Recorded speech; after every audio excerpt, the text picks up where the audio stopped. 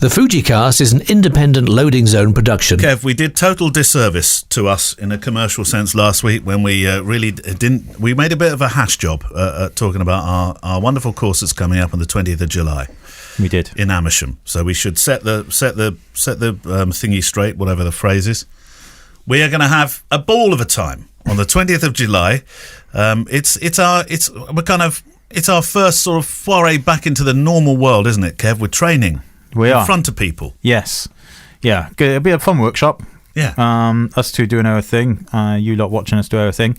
If you come. Yeah, it's good. And Amersham's really set up for... It's a nice big place, so there's lots of space. Yeah, it's good like that, isn't it? They always put on a good spread of food as well. Not that that's the reason why you should ever come to one of these Lunch things. provided. Yeah. No, it's good. So we're going to do... Neil will be concentrating... Yeah. I think when we've done these things in the past, generally... I typically do the morning, you typically do the afternoon, but it doesn't have to be that way. And so it's not kind of diving in and out. It's a half a day with my stuff and half a day with Neil's stuff. Yeah. So yeah, if you want to talk about, if you want to kind of get a little bit of inspiration about storytelling, photography, the audio side of things from Neil's point of view, photo films, stuff like that. Really going to go in deep with the photo films this time. I've got a few new little tricks up my sleeve for 2021. Cool. 2022 as well. Yeah. So that's what we're... So 20th of July. And how can we go, Kev, if we want to go? Where do we sign? Go to kevinmullinsworkshops.co.uk and look for the picture of me and Neil. Right. And then click sign up. And hopefully that won't put you off. The Fujicast. Oh, Kev obviously still has his dashingly good Hollywood looks. And then there's me. We were talking do you remember last week we were talking about not liking pictures of yourself? This is the only picture I really like of myself, that one, which Giles took. But it's because I'm a silhouette. Yeah. That reminds me of... I can't... This one? Yeah, I can't... It reminds me of a famous picture. Does it? I can't quite place it now. Oh. A famous picture of a famous person, which I suppose you are. Well, not at all. Anyway, welcome to the Fujicast. Your questions from our electronic mailbag, and of course, also through the Fujicast private Facebook group that you're very welcome to become a part of. If you'd like to send a mail through, we always give the email address, which is click@fujicast.co.uk. We are actually, and every so often we go through a bit of a sort of messages and question drought, don't we? Yeah. So we could do with a topping up, as it were. Yeah. We need some more in the Facebook group and some more emails also. Otherwise, we'll have to do that thing that we used to do. What was that? You know, that thing we don't tell them about. Okay. We don't want to do that. Yeah. Right. So start penning them in, please. And actually, we've had some good ones that are business related. I mean, last week it was James Sauls who talked to us about email, wasn't it? I thought that was a really interesting and very important topic that we discussed. So anything like that. Thank you to our friends who've joined us on Patreon. There's Kev's Book of the Week this week. What do we have, Kev? Stags, Hens and Bunnies. Ooh. A Blackpool story. Who's this one by? Doogie Wallace. Oh, it's Doogie Wallace. Of course it is. We met Doogie, didn't we? Did. Yeah. We did. Yeah. On the that was in Croydon. It was. What does our friend call it? It doesn't call what does he call it? Not Croydon. He calls it Croydon Riviera. No. South London, the Cronks, mate. The Cronks, yeah. South London Cronks. The Cronks. And this week we're going to be talking to another one of our friends of the show. It's going to be Dennis Skye with a story of many stories, but one of them is deleting 100,000 Instagram subs on purpose. Right. Questions. Who's going first, Kev? Who's going first? I got one. Go on. It's from John Wayne.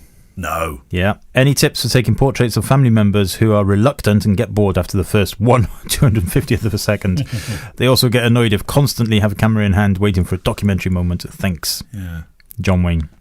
Well, you're the past master of this. Actually, as the kids have got older, it's got harder to take pictures. Absolutely. Certainly, once upon a time they'd be reasonably indifferent to a camera coming out, but now they all sort of they turn and do the pose, or they do the not now, Dad. Yep. I'm playing Grand Theft Auto. Yeah. I get it from Albie. I usually get, what are you going to do with that, Dad? Put it on Facebook. You're going to sell it to Fujifilm. Is he angling to get money out of this then? No, I don't I think thought for so. a minute, are you selling it to Fujifilm? What's my cut, Dad? He's just being a git. It is much more difficult. But this all comes down to what we were talking about also last week, about most people actually don't really like having their picture taken these days. In the old days, even kind of as near history as like the 90s, somebody taking your picture was quite a an event. You might have your picture taken on holiday or whatever, but now with mobile phones and Instagram and everything, I think people have become a bit tired of the constant photograph taking element of things. So it has become a challenge. And you know what I do, John, with my family, is I just tell them tough. Oh, do you? Yeah, I just say... Tough it out, kids. I'm doing it anyway. Yeah, I just carry on, with the documentary stuff. Yeah. I just carry on and just do my thing. There are a couple of ongoing test cases, really interesting. I read them a couple of weeks ago, of children who have now grown up and saying, you didn't ask my permission to make these pictures. No, for fuck's sake. No.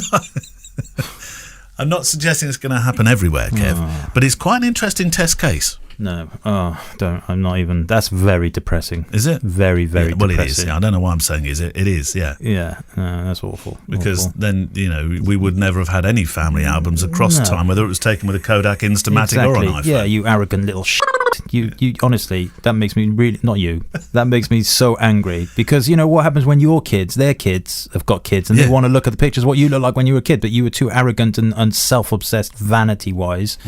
Right. Have you ever thought about going on a judging panel, Kev? That's really made me angry. But it's a true story, Kev. I agree. I believe you. I absolutely have zero doubt that it's a true story. It just... Yeah. It hasn't made you happier? No. Oh, sorry about that. Should we go back to talking about dead dogs like we did last week? Yeah. That's far more cheery. But you are right. It is. I suppose as they get older, they do become more aware, more self-aware. Yeah. So but that's just an aging thing anyway. I don't think it makes any difference whether it's this age or 1970s. Yeah. There's some wonderful projects out there that I've spoken with authors of recently on the Photography Daily podcast, where people have across 25, 30 years. And there's a wonderful one where the pictures were taken of her mother and father waving goodbye. Yeah. Every single day at the top of the drive. Yeah, I remember that one. Yeah. Made it just glorious. I had a conversation with somebody also. Deanna Dykeman, that was it. Deanna Dykeman, she made that project. And he was saying that he has real problems. He's in his community and in his friendship group. He is the photographer, right? And he's got a camera. So he's never in them. Well, he's never in them, but that's not the problem he was talking about. It's like whenever if they go to the pub or something like that, and he takes his camera. Yeah. Everybody's like, oh, don't, I'm not, just don't. Yeah. And the conversation we had was like, if you look at all the books and things like that we talk about and what have you, especially the ones from the older days. During the war. How did they get away with going to these parties, going to these events, and people having the pictures taken? And it's literally David Hearn said it. He said actually, maybe it was Daniel Meadows said because it was a novelty. It was a novelty then, and now it's not. It should be a novelty still, but it is. That's why it's more challenging and really difficult. It's challenging, but not impossible. No, absolutely. Yeah, you just crack on with it. I mean, I have to admit, I sometimes think when I go to the I went to the pub last night with the boys. There was me, Big Nick. Here we go. Here come all the names. DIY Dave. 50s John wasn't there. Postman Matt was there. Matt, yeah, good. The Pink Flash was there. Pink Flash. And I'd love to take my camera. When you went to the pub, it's the pub in the back garden, isn't it? No. Oh, the actual... No, you can go to the actual pub now, can't you? Yeah, so it's the back garden in the pub. So outside the King's Arms. The proper pub. Yeah. Real pub. Pub. Yeah, so... But, I'd love to take my camera all the time to those things and stuff, because we have a good time. But... I just don't, because I know that ultimately it's a chore for them, Well, it's all right at the start of the evening, then later on it becomes evidence collection, perhaps. Is that what you're saying? I take it occasionally, and whenever we do our days out, when we go to the rugby or we go to the racing or something. Definitely with the race. I'm all over that. Yeah, going to the races. That's produced you loads of cracking stories, isn't it? Yeah. Here's a very strange question. Howling Bassett has almost got he's almost got a part of the show that's dedicated to him. We should actually, if we had a howl as a jingle, I might have to try and find one. Howling Bassett. Yada yada, question yada. If you were, you'll love this, Kev, it's left field. If you were asked to shoot a naturist wedding and had to do it in the buff, would you? Also, what camera would you use to cover your modesty? An X70 for me. It's a winter wedding, okay? From Howling Bassett. Are we taking pictures of each other? In which case, Kev, I'll pack a macro for you. Yeah, I'd do it. Would you? Would you? Yeah. Oh, but you wouldn't get undressed for it, would you? Would you? Yeah. No. Yeah. Oh. Yeah, I would. As long as, everybody else was. Would you leave anything on, like your socks? We're born naked, we die naked. Well, everything in the middle is just made up. Right. Yeah, I would do it. Thank you, Dalai Lama. Probably more like Yoda. Yeah.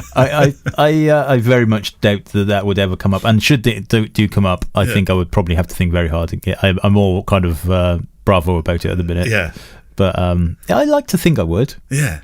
Would you? When I saw this question the other day, I discussed this with Sam, and we had a good old laugh about it. And I said, yeah, but obviously your camera straps might chafe a bit. I suppose. I suppose. I don't know if I feel that confident in my body to do it. Oh no, I don't either. But then nobody else would be. It would be. Yeah, we're just our luck to end up at some sort of supermodels thing. Yeah. Then I wish I had my Columbo suit with me. There's a lot of permutations, isn't it? But yeah, I'd like to think that. I'd tell you what I couldn't do with this, Kev. I couldn't do this as a double shooting job with you. No. I did. Oh no, that's my thought process is going. Can you imagine the way client? out of line. Have you got somebody that can shoot this with you? Oh yeah. Or maybe not. See now, this actually here's a moral dilemma here. This could be just me being a bit old-fashioned, but assistant-wise, could you take a member of the opposite sex with you to shoot? As your second, making this very, very, very complicated. But Howling Bassett asked the question. I'm just offering up a couple of different scenarios. Don't know. I'm now thinking though who I would like to take with me. Obviously, that being Gemma. It wouldn't be Sanjay. Definitely wouldn't be Sanjay. Oh, I couldn't stand next to Sanjay. No. Go on. I did a wedding dressed as a crocodile once. It was a fancy dress wedding. Yeah, I had a full-on crocodile suit. Yeah. No. Yeah. Really? Yeah. And that made me a snapper. Oh God. No, Kev. it's a true story. No. That's a true story. It's a true story. Mm. Yeah, everybody had to come as well. I got it a little bit wrong. Did you? It was meant to be a farmyard animal. I didn't read that bit. I just read animals. So when it's a crocodile. Well, they do have crocodile farms in places. There you go. Alligator farms and stuff in America. So there we go. Yeah. It was in Oxford University, in one of the posh universities. That was very, very clever question, Howling Bassett. Yeah, I can't like wait that. for next week's instalment. I like that. Yeah, there we go. Now we've set you up, Howling. You've got to send us one like that every single week now. Not necessarily about being unclothed. Your question, Kev. Okay, I've got one from a technical one, totally different, from Kant Rathood. Says, not sure if this has been mentioned already, but do you think Fujifilm will produce fully manual focus lenses? Why would they want to do that? Well, I mean, for filming. Yeah, but you can make the decision whether you want to work manual or not. Yeah, true. Yeah, I'm not sure, really. I mean, I could see the point of having T-stop lenses, a range of T-stops. Which they do. I suppose in Kant's probably mind is thinking that they would be cheaper. If there's no AF mechanisms in them. All comes down to the dollar. Yeah, so no, I wouldn't have thought so. Although you can probably get legacy Fujinon lenses from back in the day that would be manual focus. Doubt it. But there are plenty of manual focus lenses out there, third-party ones that you can. Yeah, we were talking about Viltrox recently, weren't we? Viltrox, yeah. Although now they've opened up the technology, so even these third-party lenses can have autofocus. Did Fujifilm open up that technology? Well, they would have. They would have enabled the whatever the API connections mechanisms, whatever they would have publicized it. Yeah. Okay. This is quite a long question, so dig in, everyone. It's from Ronan Palliser, who's an ex-photographer, actually, isn't he? Official Fuji ex-photographer. Yeah. Catching up with episode 177, you were discussing buttonholes and what side is what. There's an easy way to remember. Women are always right. On the right-hand side. Oh, yes. I was trying to get my head around that. Yes. I thought I could see a sort of veil of confusion. So I got in trouble for that one again. You did, yeah. Somebody was like, "How can you not know that?" Because I didn't know. The men on the left, women on the right. Well, I'll always remember that now. But then also, that can become a little bit confusing if it's a gay man, for example. You might not. You might want it on the right. I don't know. This is why I don't get involved in these conversations. You see, that's it. I'm like, no, it's far too complicated. You stick your buttonhole wherever you want, mate. At the naked wedding that we're doing. Where does the buttonhole go? Where's the carnation going? Oh, right. Where were we in this email? Oh, yes. While I have you, not a question as much as something that might be of interest. I've recently upgraded to a GFX 100S. Oh, lucky you. I've used a GFX 50S, which I loved in terms of image quality. Which is the one you have? I've got the GFX 100. Yeah. 100S, absolute delight. Really responsive, and I've been using it with the GF 50mm 3.5 pancake lens. Is it pancake? Nothing's pancake there, is it? He has put pancake in inverted quotes. It is meant to be. Basically, it's smaller than all the rest, but you wouldn't. Doesn't make it pancake. No.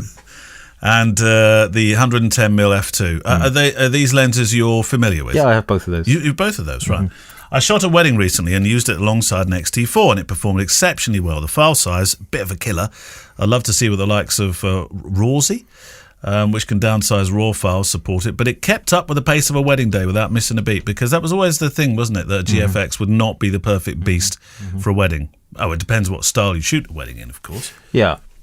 Yeah. Size difference noticeable. It took everything I threw at it, so much so I found myself thinking I'd happily shoot weddings with 2 GFX 100Ss, which is, of course, absolutely bonkers. Well, not necessarily bonkers, but absolutely more expensive. I'm definitely considering if I need 2 X-T4s for weddings, or if an X-T4 stroke GFX 100S as a combination, I suppose, is the way to go. What do you think, Kev? Yeah, it does come down to style, ultimately. So the GFX 100S is the new one, which has the new fancy autofocus and everything. However, they have just announced, it's not out yet, but they have just announced that the GFX 100, which is the big brother, if you like, but came out earlier, will have a firmware upgrade to upgrade it to the same AF as the 100S. And I've not used the GFX 100S, but I've only read really good things about it. Right. However, as with all these medium format cameras, they're big and they're heavy. Yes. And regardless what you think, they're bigger and heavier than than X-T4s, X Pros, X100s, etc. So the whole mentality when I switched from Canon to Fujifilm all those years ago, it was because I didn't want to use big, heavy cameras at weddings. So, I can see a place for people who are happy, with the bigger cameras, certainly for more editorial style photographers. But for my photojournalistic style work, I want as small as possible and as fast as possible. Yeah. That doesn't mean that everybody else would feel the same way, of course. But for me, definitely... It might be because you've got into a system and now you really like the Fujifilm system, and you want to stay within an ecosystem. Eco something. But ultimately, eco setting. Almost everybody who moved to mirrorless, moved because of size. And as we found out at the Are we back on the naked wedding, size matters. I wondered if you were doing boom boom. So I personally wouldn't. However, now Ronan's work is a mixture, I think, of kind of documentary and kind of portraiture type stuff. Yes. So it's suited and go for it. And the other thing with the more expensive, although the GFX 100S is not expensive, it's half the price of the GFX 100. So what is the price? Oh, I don't know, but I think it was about $499 or something when it was released. I'm not 100% sure. $499. Yeah, I was going to say, hang on a minute. $499.999. Yeah. So it's a 5K camera. Yeah, whereas the GFX 100 was 10K. Yes. So, it's within your budgets, go for it. But then, of course, you've got to start thinking about 2 cameras is not enough for me at a wedding. If you go, you need backup cameras and all those kind of things, and you're suddenly thinking insurance and yes, yeah, it's pricey. Yeah, and on that note, by the way, do remember when you start shooting again, make sure your insurance is up to date. Yeah, that's true. I forgot about that because I had a Dookie Did you? Lowered this morning? I done a dookie this morning. They lowered my premium. Did they? Yeah. Oh wow. And they said it's your responsibility to let us know when you're back in the saddle. Yeah. I'm still paying a premium, but it's like half. They didn't. Mine wasn't. I'm with a dookie. That didn't happen to me. Yeah, they emailed me. What? Yeah. Thanks, a dookie. Right, They did say don't tell Neil. Did they? Is that a policy? Your turn. This is from John Almonte. Right. This is the man from Almonte. Yeah, I wondered. What do you think about photography monitors? Are they worth the cost if you don't print a lot? Currently looking at the BenQ SW271 and the PD2700U. This is the Which is 271. half the cost. This one here. That very plasticky sounding thing. Yeah, that doesn't sound very premium, that. What do you... So, if you're not printing a lot, Yes. are these monitors worth it? Well, I That's think the so for the question. colour calibration. Yes, it is. Of course it is. Because you're going to see a much... I mean, well, I can see a real difference. I've got an iMac screen over here and the BenQ here. And honestly, it is chalk and cheese difference. You can't compare it. These flat screen iMac things, they're great, but they've never been great for colour. Whereas BenQ, Yeah. yeah, I think, know what I'm putting out is going to be right. I think that even if you're not printing, you're sending those images to people who want to see them in the best quality. Absolutely. Yeah, so spend a bit. The BenQ stuff is good. ISOs obviously are very good, a lot more expensive. Dell do their ultra sharps. Yeah. So I'm in the market for a new monitor at the minute, actually. So What happened to your one in the end? Well, I've got two. I've got two BenQs, and one of them's fine, but it's in Harvey's bedroom. So he didn't end up losing his monitor. No, I couldn't do that to him. Bless him. Little kid. And so my other one is it's taken a bit of a knock. So I need to get a new one. Yeah. I'm actually thinking about the new Dell 40-inch widescreen. That's huge. Yeah, but it's wide. Right. It's like one of those bendy ones. But it's meant to be very, very Jack good. has a bendy screen thing. It's weird to look at it when it's... Yeah, Yeah. I'm thinking about that. Anyway, we'll see. Yeah. It's not a priority at the minute. No. David Hollenbach. Primarily for Neil, this one. Don't seem too disappointed. No, I always worry. Because if it's a technical one, I'm stumped.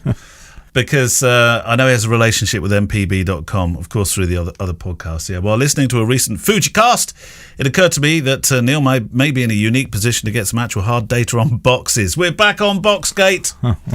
My thought was that MPB could offer their insight on the usefulness of photo equipment boxes and whether or not equipment arriving in the original box results in a higher price paid out to the sender. Is there a difference to them with or without the original boxes? Getting this info from MPB would be quite a public service. Well, I can say this. I'm going down to MPB because it's in Brighton. I'm further north of it to go do a special program thing about MPB and do a film, actually. But I know through having bought through them that the box is never, ever mentioned. And I have paid, if you look at... let's say an excellent quality XT3 will be the same price in the Fujifilm box as it will be in the MPB box. It's about what's inside that box. It's about the quality and the condition of the camera, which they're very, very good at grading there. Full disclosure here, he says, I keep my boxes. At the very least, they'd be useful for packing up the equipment and sending it off when I sell or otherwise ship equipment. I'm also an Apple user. I definitely keep those boxes. Beautifully designed. See, Kev, now I'm falling out here. Not with David. David, I'd never fall out with you, but I wouldn't keep an Apple box just because it's beautifully designed. Though I agree it is. Have you ever kept any box? Yeah, I've got my original X100 box, and I do typically... You box hoarder, you. If I've got like a new lens or anything, I'll keep it for a few months, in case it needs to go back. But no, other than that, I get rid of them. Yeah. And that's all I'm saying on the matter. No comment. I'm taking the Third Amendment. Third Amendment? Or whatever it's called. All right. I think Boxgate, I noticed the other day that the Divider Gate was starting up. There's always one gate, isn't there? There's always one gate to happen. Have you got time for another? No, I think we'll go into... But here's the thing. Apple boxes very good on bonfires. Are they? Yeah. Burn great. We did a bit of box diving when we were only allowed in the gardens. Box diving. Have you not done box diving during lockdown? No. It's when you're in a garden in your friend's garden. And you jump on boxes. Where were we? Oh, we were in my back garden. So right. we've allocated all the houses pub names. So I'm the Dragon and Two Dogs. Oh, Yeah. the Dragon and Two Dogs. Dragon and Two Dogs, and we'd run out of firewood. Does Gemma know about this title? Oh, no. Gemma knows. Gemma, shh. So we'd run out of wood, and it was getting cold. Yes. We're all sat outside, 6 of us. Yeah. And so we went round all the bins in the neighbourhood because it was recycling day the next day. Yeah. Loads of cardboard, loads, brilliant. We could burn a fire for days after that. Apple boxes, found a couple of them, iMacs, chucked them on there. They burnt really well. Do they? Yeah. You're not supposed to have bonfires in your back garden. Isn't there a law against it? Not during lockdown. You can do what you want. I'm not quite sure that was the law of the land. Yeah, it's a Malmesbury rule. Right. Okay. Obviously, it's only a little bonfire. You know, one of those ones that warms your cockles. I could just imagine the 6 of you sat round this thing, or however many of you there were. What's a legal tender on that one? Actually, I don't even. We weren't at mine. Actually, I think we were at the Pink Flashes. Yeah. And what is that? What's his pub called? Well, hopefully his wife doesn't listen to this. Right. But his is called the Dead Lady. Oh. Not because of his wife. My God. Because there was his house. Oh, it's built, haunted. It's a haunted house. No, not really. But his house is built where something happened a long time ago. Oh. Yeah. Right. We'll just leave it there. Move on. Any other pub names that will quickly make us forget about that one? No, not really. What's Postman Matt's? Oh, his is called the Postbox. Well, there we go. It's obvious. He's in the postbox. Right. We'll come back to more of your questions in the book very shortly. Let's meet another friend of the show. This week, Kev is talking to the multi-talented Dennis Skye. I've been looking through your website, and there's some amazing stuff on there. And before we get into any of the kind of nitty-gritty, I was looking at the projects, and the one that really, really jumped out, I mean, they're all brilliant, but I was really intrigued by the ink project, which seems to be close-ups of newspapers. What's that all about? Yeah, it was this. I used to work with printing, but it was mostly like boxes for products and whatnot. But when we did that, we were very keen on what sort of printer it was, because the dots in the paper are different from printer to printer. And then there's one day I happened to have 3 newspapers lying around, and I took a closer look at the front pages, and I could see these little minute changes. And I just thought these patterns are really, really interesting. And at that point, I happened to also have a macro lens in the cupboard that I never used for anything. So I seized on the opportunity. And after I got the first few shots, I was like, I think there's something here. Yeah, it's fascinating, actually. But I noticed you said that it's on pause because the current system you've got, you don't have a macro lens. Yeah, I've switched to Fuji since then, and I don't have a macro lens for that system yet. The Staircases project as well is amazing. It's these are beautiful places that you're managing to visit. With the staircase stuff, is that pre-planned? Do you know about these places before you go, or is it just places you stumbled across? It's a bit of a mix. It all started by chance, because I noticed that a lot of these places I went to, because I've always been very interested in the architecture here in Copenhagen. So I used to go a lot of these places, see these staircases, and I would always take a picture because I loved the geometry of it. And when I had a sort of a volume of work there, then I started to plan it a bit more and actually look around for them. And it seems that there's this little subculture of photographers in Copenhagen who are just mad about spiral staircases. So I pinged them, and they were happy to give me some tips. Yeah, no, it's incredible. So what's your story? How did photography enter your life? Well, it entered through a friend of mine who were in an art group with me. It was way back when I was younger and fitter. We used to be part of the demo scene, where we did graphics and music for these demos and installers. And I fell into sort of making 3D graphics, and it was all in abstracts, like really funky stuff. And then this one guy in the group, he started doing something similar, but with photography. So he would go into the Oslo underground and take photos of escalators, elevators, and twist them into these really intricate patterns that I just found absolutely fascinating. And I like that you could go out into the real world and get sort of the same sort of abstract images that I was creating from scratch in 3D. So I bought a camera, and I went out and started doing the same thing. You can see, I think, looking through the photography, that the kind of graphic artist kind of background definitely comes through in the photography as well. Yeah, I think so too. I mean, I'm very keen on shapes and geometry and color. So that's sort of where my interests lie. And now I've started to explore black and white a bit more, because I think it's quite challenging that once you remove the color element, you have to think completely different. Yeah, absolutely. Quite right. So which cameras are you using then at the moment? At the moment, I'm shooting on an X-T3, and I would be shooting on an X Pro 2 as well if I ever get it back from Fujifilm repair. Oh dear, what's happened to it? I sent it to Fujifilm 115 days ago, and I still haven't gotten it back. I wonder where it goes. I don't know if they come to the UK, because I know that. Oh, they do come to the UK, so it's a mixture of Brexit and COVID and all this. Yeah.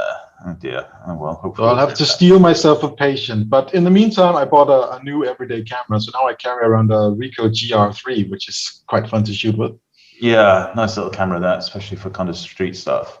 Okay, so I'm intrigued by this, your Instagram story. 120,000 plus followers that you deleted. What happened there? Yeah, well, I got in early on Instagram. It was back when Facebook hadn't gotten their grubby hands on it yet.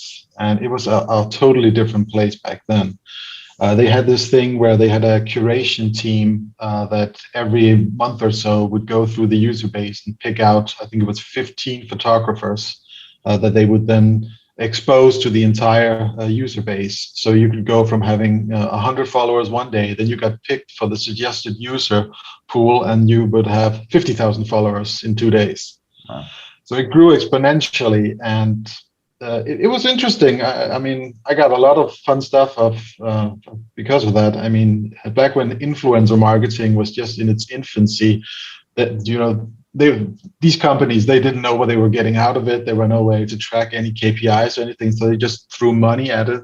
So I've been to the Eastern Czech Republic at a music festival, all expenses paid. I've been to a luxury ski trip in Austria with Lufthansa, all expenses paid, and all I had to do was take some photos and put them up on my Instagram profile, which I was doing anyway. So why the removal? Why the kind of? Well, it comes down to that. I think that we all like to tell ourselves that we're shooting just for us, and it's our own sort of taste and creativity that drive what we do. But I could definitely feel that that wasn't the case anymore, because once you've had that dopamine hit of having put up a picture that gets 10,000 likes, you start to crave that again and again. And when you start to veer off the beaten path and experiment with other styles or different compositions or whatever, it doesn't trigger your audience in the same way. So then you would have 2,000 likes, and then you start thinking, okay, but well, I want the 10,000 likes. What do I got to do? And then you get into this one-track creative rut, and I could just feel myself being caught in that. So I took a cold turkey and deleted the profile and stayed off Instagram for a year. It fascinates me, this, because, you know, these days everybody, well, not everybody, but lots of people think that the more you have, the followers, the better it is, etc. And you're right, it's a spiral. You know, it's a decreasing circle. And I mean, my relationship with Instagram is healthy, I think, in that I just post when I want, and I post what I want, and, you know, I interact with it as much as I can. But for others, it's, you know, it really is a case of, I must get more likes, I must get more likes, I must get more likes. And I just don't understand that. I really don't understand that. No, and I could feel myself getting caught in that sort of funnel, and I knew the only way to get out of it was to just, you know, cut it completely off. So I really sort of spend a year finding out, you know, if I'm shooting for me, what should I be shooting? And I've pretty much only been sharing in close groups like the Fujicast group. And then I think it's maybe a year ago again, I started up a new Instagram profile where I'm trying not to fall into the same trap again. Yeah, I mean, yeah, it can be tricky, I guess. And, you know, your pictures really are very beautiful. So, you know, you will get a substantial amount of good likes, obviously, but without that kind of that ego trip that goes with it, I suppose. Yeah, exactly. Ego is the enemy. Yeah, absolutely. The competition, this Capture Your City competition, you've been so good at it, they now ask you to judge it. Yeah, I think they got sick of me winning. So that's one way to get rid of me. So yeah, we met for the first time yesterday and looked through the pool of submitted pictures. So we've gone from 4,200 submissions, and I've cut it down to 280 photos. Wow. So we have to cut that down further to 50, and then pick out 3 that will actually be on the podium. And is it all Danish cities? Does it have to be Danish cities, or is it? Yeah, it has to be in Denmark. Mm-hmm. Okay. So when you've entered this in the past, have you actually won it, or have you actually come first, or? Yeah, I've won it, I think, twice. And what's the kind of prizes they give for those kind of things over there? Well, it depends, what they can, do in terms of sponsorships. One year, it was a Canon 5D Mark III, and another year it was a giant print, and that was all you got. Yeah, that's a big difference, isn't it? What's your day job, Dennis? Is it are you a photographer? I think it's IT, right? Yeah, I'm an IT. I'm the CTO of a software company. Okay, so what do you do with photography now in terms of, is it purely a hobby? Is there some kind of income stream you make through it? I mean, primarily I would say it's a hobby because it's something I do just because I enjoy it. But, there are certain aspects where I can make a little bit of money on it. So like one thing I've started recently is doing these corporate exhibitions. So there's a few things we can do there, because apparently some large companies actually have arts councils. I mean, who knew that was a thing? So right now I have an exhibition at a corporate headquarters where they rent 32 of my prints, and then at the end of it, they guarantee a minimum purchase. I mean, that sounds quite fascinating, really. So you're effectively hanging your prints there, and then presumably somebody could buy them, and if they don't buy them, then you're guaranteed a certain amount of sales at the end. Yeah, so the company will buy for a certain amount, so they can get a print and hang it in a meeting room or whatever. But there's also a lot of eyes on these images as they hang in the lobby and meeting rooms and such. So people can also, employees, partners, they can order directly from me. So I've also sold a few prints that way, which is quite fun. And so how did something like that come about? Is it through an agency, or did you just? No, pure good old nepotism. So I knew someone who got employed by one of these corporations and was on one of their arts councils. And when the chairman quit his job, she was the one who took over, and so she pinged me, because apparently they had only had paintings and stuff like that. So they wanted to have some photography on the walls instead. And once you've sort of gotten in there and have that reference, I found it quite easy to go to other companies and say, look, I've done this thing. How about we do it with you guys as well? I've kind of put my ears a little bit about that. That sounds like quite a good thing to try and get into. If you, on a kind of weekend, for example, weekend coming up now, what's your, you and your partner go off for a wander around Copenhagen. What's your kind of raison d'etre to be shooting, I suppose? What are you looking for?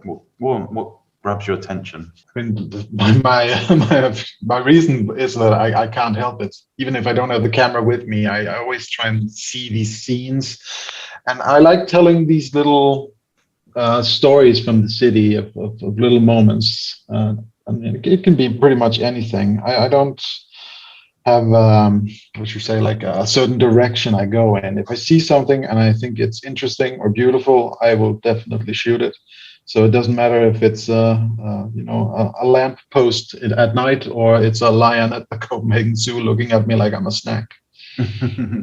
Well, I'm looking at that picture right now, actually, a picture of a lion or a tiger on your website, and it is really quite dramatic, isn't it? But I love the homepage of your website is wonderful, because it's just a real mixture of images, but they're all very strong images. And there's a couple that I kind of immediately I'm drawn to. One is the one of the sheep. I think that's wonderful, because the sheep's just looking straight at you. Got this great and she's pregnant when I took this photo. She was like a round cotton ball. Yeah. It's this kind of enormous gray ball of wool in the middle of the screen. And actually, the one next to it I like as well. The one with the trees in bloom, blossom. Yeah, the cherry trees. This is probably the most Instagram spot in Copenhagen at this point. Right. Yeah. It's that time of the year as well, isn't it? With those trees. Oh yeah. No, it's wonderful. So, okay, so I always ask a couple of questions towards the end for our guests. One of them is, if you could spend a day shooting with any other photographer, alive or dead, who would it be? Well, that would probably be my old friend Søren Thusen, who unfortunately passed away in 2019, because he was one of the main reasons that I actually got into photography. So if I could have him back for just a day, that would be fantastic. But if I had to go to the bag of well-known photographers, I think someone like Fred Herzog, I would really like to just take a walk with. Yeah, he was an interesting character, wasn't he? Oh, definitely. I have his book Modern Color here on my desk. I look in it all the time. It's a great source of inspiration. And I kind of see an element of that in your work. Okay, so what would you say to an 18-year-old Dennis? I think I would probably say drink less, shoot more. Yeah. Okay. Well, I think that advice comes straight to me as well, actually. Brilliant. All right, Dennis. That's been great. Where can people find you on Instagram and websites and things like that? Yeah, you can find me at dennisskye.com, which is sort of my main platform, and then I have gotten back on Instagram. And where my old profile was Dennis Skye, I've gone off the deep end and been really creative. So now my new profile name is Dennis.Skye. Well done. Took a long time to think about that, I suppose. Yeah, I workshopped that for a bit. Drink less, shoot more. Wise words, or sensible words, at the very least. Thanks to the incredible Dennis Skye. And of course, we'll link to his work on the show notes today. We're spending a few months at least getting to know our friends of the show a little more. So if you have a story to share about your own photography, contact us today at click@fujicast.co.uk. That's the email address, click@fujicast.co.uk. If you like to delve into photographers' lives and understand them a little more, over on my other podcast, Photography Daily, we have 2 stories this week, which you can listen to only after you've listened to this. And also, of course, our photo walk at the end of the week, always on the Friday. So, today, Cara Mew will talk some more about her photography. Now, I know she was on here a short while back, but there were a couple of things we discussed that we didn't really bring them out in the Fujicast chat. We talk about finding a chest of old photos that changed her life. When I came to the last section of the house that I was clearing, it was a huge chest under the stairs. Yeah. And the guy said to me, it's just full of rubbish. There's nothing decent in there. But it was absolutely filled with photographs. And we talk more and expand on the subject of shooting for yourself. It's something we've been delving into really the last couple of weeks in particular, and the relationship we have with Instagram. I think that we do very much live in this very highly polished Instagram world where we like to look pretty and we like to look attractive. We don't call it art anymore, we call it content. I hate that. Why are we talking about people's work and like artwork as content? And then on Wednesday, Rick Findler is with me. Now he shoots stories as an independent photojournalist, which means he finds stories that he thinks the world needs to know about and see, such as the female skiing team based on the little-known ski slopes of Afghanistan, tucked away from prying eyes who would seek to derail the whole thing, possibly. And it's jobs like this that don't exactly come risk-free. The risk of running into either a Taliban checkpoint or a militia or just some bandits that wanted to rob you and things is quite high. But as long as you don't run into those sorts of things, then you're fine. And we were lucky enough to get back to Kabul and back in time for me to catch my flight to back to England. Really fascinating story, and stories actually, from Rick Findler this Wednesday. Photography Daily is all about the thing we do and think about daily, whether we're shooting or not. It's all about photography, and it's available on all podcast platforms and at photographydaily.show. Right, questions. On the questions front, do keep sending them in, because we are a bit shallow in some of the So careful how I say that, in some of the files now. So click at fujicast.co.uk, or you can go, of course, through the Facebook group and leave a question in there. Book of the week coming shortly. Do you want to go with a question first, Kev? Have you got one? Yes. One, Kev? You threw me a bit there. I was very busy. You were reading your book, glancing through the pictures. I know, I could tell. I think we're going to have a lot to say about this because there's a lot of drunken exploits in this book coming up. This question is from John Almonte again. Will Fujifilm make any budget-friendly cine lenses in the future? I'd love to see some Fuji cine lenses similar in size to the SLR Magic Microprimes. Right. If they can put a chip in them, then that lets the camera record EXIF data, etc. even better. Yeah. Good question. Wow. Yeah, well, you will know the answer to this, not me. Well, I don't know the answer. I really don't know whether they would or can do. What I do know is the cine lenses that they do have, the high-end kind of T-stop lenses do very well for Fujifilm. But a lot of the big budget Netflix and all that kind of stuff in the UK is filmed a lot with Fujifilm cine lenses, but mostly it's a higher base system. So yeah, I mean, I don't know. More and more people, I have seen more people using the cine lenses on X-T4s and stuff for filming. Right. But of course, they are really, really expensive. If they could make a cheaper one, I'm sure they would. But whether you would end up compromising on the difference and the need, would there be a need? Isn't there enough difference between the standard XF lenses and the cine lenses to justify the R&D, the marketing, the cost? Because it would cost a lot of money, wouldn't it? Yeah. Yeah, so I don't know. I do not know the answer. I see your point. What is the state of the industry at the moment, Kev? Do you know? I mean, you obviously have ears close to the ground. The companies, are they going to pull through this period okay? Yeah, I think it's been tricky, I have to say. I think, in fairness, I think Fujifilm have been very clever in releasing quite a lot of stuff during this time because it's helping with cash flow. Yeah. But yeah, I think generally the sales of cameras and technology like that is down quite substantially over the last few years. And do you blame that purely on the pandemic, or is there a little bit of mobile technology going on here as well? There's all kinds of things at play. I mean, we're looking at we are coming to the end of the DSLR lifespan. That's slowly being moved out, and mirrorless is the future for all of the manufacturers. But you still have a lot of legacy stuff there. You still have a lot of very heavy lifting equipment that's people still perhaps want to use, and the industry has changed. The market needs to change with it. I don't know. I mean, is there enough space for the five big players in the mirrorless marketplace? Yeah. One of them, I think, will. At some stage, you're going to look at. I suppose if you're going to look at them and think, well, why do I need that one when that one does everything that one does? Panasonic struggled. Yeah, they did. Yeah. Olympus gone, for all intents and purposes.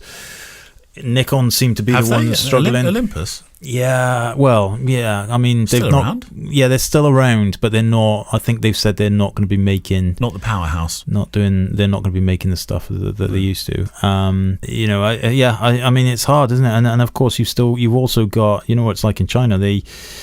I'm very surprised that right now we haven't had an influx of Chinese camera manufacturers. Right. You've got monitors, you've got sound, everything. Everything. Yeah, well, I mean, Huawei is slightly different because they are a premium company, I feel. Yeah. But the cheap end stuff, the microphones and all that kind of stuff and whatever.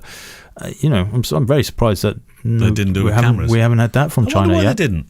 Well, I don't know. Maybe it's not worth it. Maybe I'm just thinking out loud. I don't know.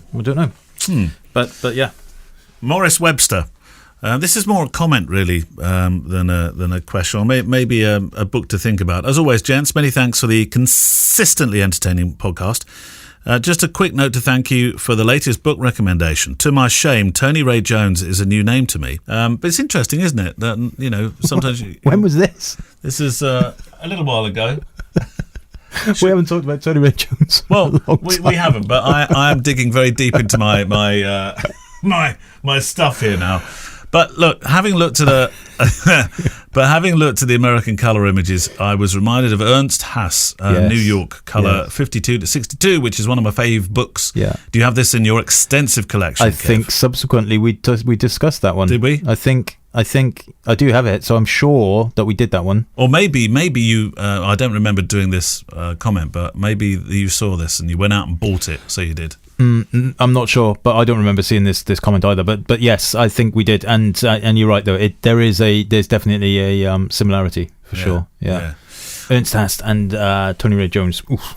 So this seems a good time to talk about the book. You see, that was my plan. That was my kind of dovetailing into the book. Well done, linking. So I'm learning, Kev. I might one day be good enough to be on your station. You can come on the Dead Dog Radio. Dead Dog Radio. Okay, this week's book is Stags, Hens and Bunnies, Yes, a Blackpool story. Now, we actually saw him talk about this in the Cronks, didn't we, with Schilling. Doogie Wallace. He came and did a talk about it. Yeah, was it about this book? Was it about this series he was talking about? No, I don't think it was generally? about. I think it was more general. So now Doogie Wallace is a little bit like, I think, Marmite. You either love his stuff or you don't. So it's a very Gilden-esque thing again, isn't it? It's very Gilden-esque. It's very much in your face. He's very, very successful, Doogie Wallace. I mean, there's the Harrodsburg book was made into a documentary on BBC. He's had a couple of documentaries on BBC. However, he does not go. He's not mean-spirited in any way, shape, or form. He tells it as it is. Now, from the bump on the inner side, it says Doogie Wallace doesn't patronise, but sees humanity and pathos in the carnage at his Blackpool, and that's a quote from Irving Welsh. And then Doogie Wallace has captured Blackpool in all its profligate. Word of the day. I'm going to try and say it as a grown-up. Doogie Wallace has captured Blackpool in all its profligate glory. I just want to say profiterole. If you want to say profiterole, Kev, shove in the word. Doogie Wallace has captured Blackpool in all its profiterole glory.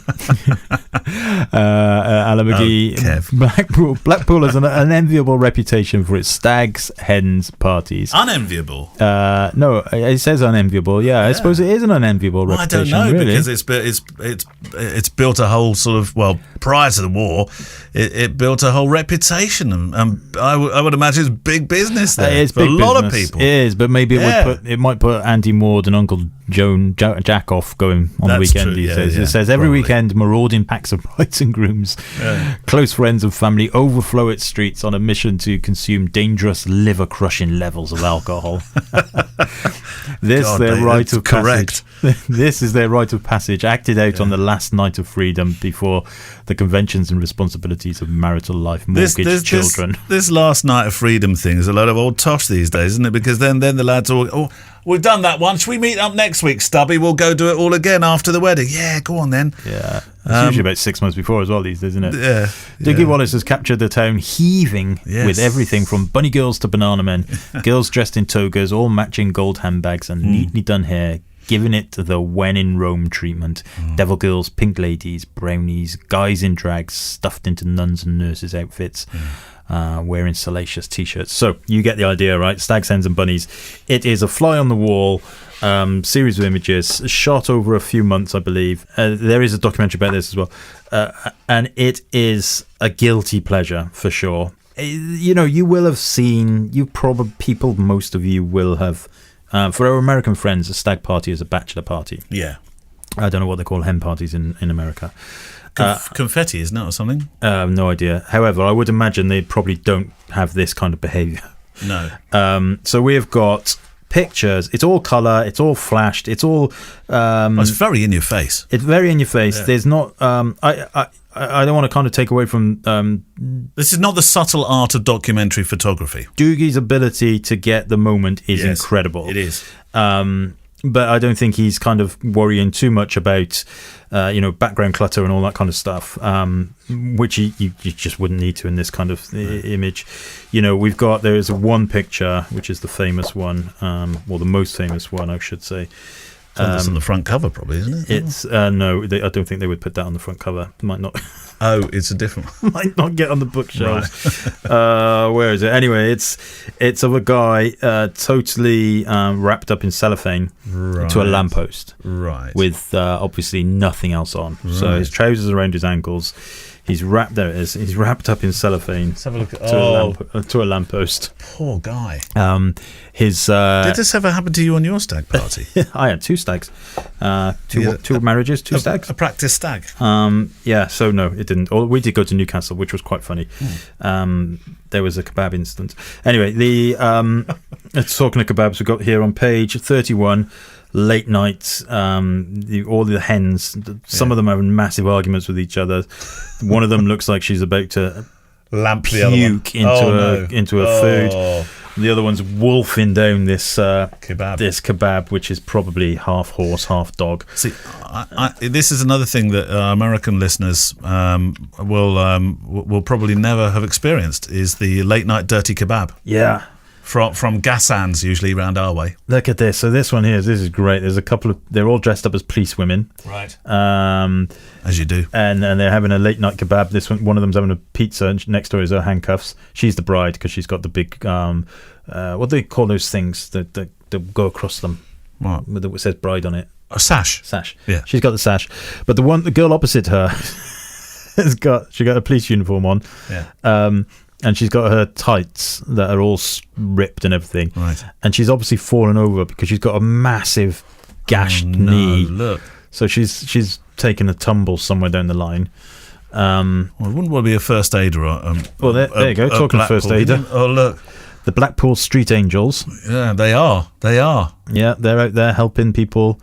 I don't know what's going on there, but it's something to do with the shoe. Then on the next page is a guy. It just looks like he's folded and fallen over, and that's it. He's out for the night. Yeah, he's totally out for the night. He's got no clothes on his bottom. There's a guy who's dressed as a woman, trying to help him, and there's another guy hitting him with a crutch. And then there's these 2 women who are part of a different party, I think, walking by, dressed up as I'm not sure what you would call those. Things. There's an essence of vulgarity to this, isn't there? There is. Because you look at it and you think, this is just pictures of people, who will really not want one of these pictures ever to surface of them in the future, like this, in this condition. Yeah. So that sort of, so that brings us back to is it right? Is it right? Is it, yeah? I think it is, personally. Right. Yeah. If you don't want pictures of you like that, don't behave like that. Yeah. That's my take on You're life. not necessarily expecting Doogie Wallace to suddenly appear and make you send a spread in his book. No, but my grandmother might be there. She will be upset. Is your grandma out doing this? No, well, she's dead actually. But, right. But what I'm saying is, if you're going to behave like that, then you're in public, then you should expect it. But I totally agree with you. I would imagine that the pictures that have been selected for this are the ones that are most shocking. Yeah. There will be plenty of pictures, or perhaps that you would not have taken, of them having a nice quiet drink and behaving perfectly normal. So yes, there is. It is there to shock. Yeah. However, I think it's very entertaining and it's very, very authentic. Oh God, there's no doubt about that. It's totally authentic. And if you think that he's just had to go in search of this, I have been down that Blackpool strip.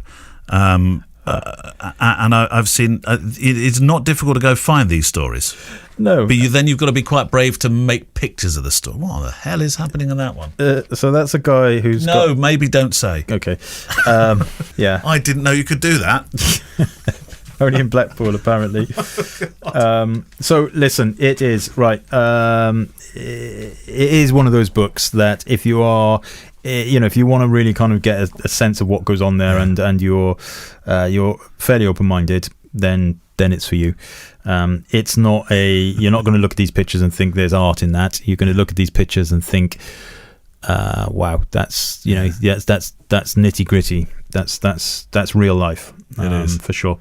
Very Gilden-esque in that respect. Yes. In fact, it's not really Parr-esque at all, because Martin wouldn't do pictures like this, would he? His pictures are a lot more gentle or genteel. I don't think this is Yeah. I don't think you can compare it to that, but Gilden for sure, and others. There are others that shoot like this as well. You know, and if you look at the documentary, I think it's called Harrodsburg.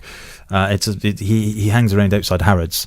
That's right. He gets pictures of the blokes in the Ferraris and the Arabs and things like that. Yeah, and he's got a people with the money. double flashed camera. Yes. So he's got a camera on the top, a lens on a flash on the top, and a flash on the bottom. Oh, so he handholds on the on the camera. actually screwed to the bottom. Yeah, so he's got two flashes. Good heavens. Yeah, and he leans into these Ferraris and you know, takes a snap of the Bang of the guy and then runs away, basically. And there's a lot of confrontation in that film. Actually, there will be. You take a risk doing that with some people around about that. I mean, some of them have got bodyguards. Yeah, absolutely. Go get that photographer. Yeah, so it is definitely Marmite. As I said, some people will love it, some people will hate it. Yeah. He was very entertaining to watch. Yeah, to listen to with his stories. Although he was very in himself quite gentle, I thought. Yeah. Scottish, you know, kind of nice melodic Scottish voice to him and stuff. Yeah. Well, there's a book for you. Just don't show it to the kids. Christopher James, dear Neil, dear Kev, I can't believe you've run out of questions. The lifeblood of the show. But he's got a question here. It's about snaps versus pictures. It only struck me last week listening to. I was listening to me actually talking on one of my daily photo walks on Photography Daily. Some of your photos, Neil, from those walks are really lovely. It was very kind of you. So why brush them off as snaps? I was sufficiently discombobulated. That's a lovely word. Discombobulated to go away. Profiterole it. To go away and Google the term. And came across a recent F-Stoppers article on the question, snaps versus photographs. I did have a look, but I realise this is an age-old question, but for two doc wedding photographers whose beautiful work often captures really fleeting moments using professional mode on the camera, why are those pictures and other photos you take snaps in your mind? Well, you know, for a long time you used to call yourself a snapshotographer, but I always wondered whether you were doing that because somebody else had been a bit derisory of your work, and you were kind of having a kind of clever dig back. Yeah, I was. Yeah, absolutely. Well, we said last week, didn't we? I said crocodile snap, photographers take photos, make pictures. Yeah. Snap is not a word you like, I know. Well, my book was called From Snapshots to Great Shots. It was, the X100 one. Yeah, yes it was. But yeah, I mean, honestly, I don't know if I don't know what's behind that link in the article, but for me, I think we do, you know, a snap for me is something I might randomly take on my phone of, you know, the back of the Wi-Fi router because I need the password again, you know, that kind of thing. That's what I class as a snap. A snap. But pretty much every photo that's got anything that I think I'm taking this picture because I want to remember something in the future rather than, you know, functionality. Yeah. Then I think is a photograph, and it doesn't have to be. It's a bit like Weekend Warriors. You know, I hate that. You hate that term. No, I hate that term. I don't like the phrase. No. But it's interesting. He says, "What is a special secret sauce?" I'm trying to find a picture here from Marissa Roth. Now, I love Marissa Roth's photography, and I've spoken to her again for the Photography Daily podcast, but. I'm looking at projects here. Here we go. Let's look at Infinite Light, Tibet. That's good, isn't it? So Infinite Light, Tibet. This is a project. She made 2 trips to Tibet and wanted to try and get an understanding or a feeling about how the people of Tibet feel about their country. And so now she does shoot, and she can shoot very good documentary work. She's a very good news photojournalist. But as you look through this collection, you could say that does this fall into the snap? Because there are some snaps here and there, but these are very much pictures of things. But are they? What makes a snap? And what makes a picture like, say, that? This is very difficult to describe. That appears within the pages of a very well-received book, which I might add, the Dalai Lama himself wrote the foreword for. I just don't. Snaps for me are not. They don't exist. I mean, people say it. The worst thing is the press. The press refer to it as snaps all the time, which is a very derogatory phrase. I just don't think they really is a thing. You know, it's pictures. Every picture is worth a. Pause for thought. As for me, brushing them off as snaps, I think that's that typical British self-derogatory thing that I think I practice. Well, absolutely. Yeah. I think, you know, yes, it is. Right, question from you, Kev. Okay. Question for each of you. This is from Mark Hall. Might be the last one. Yes. He says, Kevin, if you could build your perfect X Pro 4, what would it consist of? And Neil, if you could build your perfect XH2, what would it consist of? Oh, wow. straight away the XH2, it would have an XLR, some sort of breakout box that screws underneath, becomes an XLR thing for the sound. So it would be all about the bass, all about the codec, all about the sound compression and stuff. So that's something I like. There's not a lot about the XH1 I don't like, really.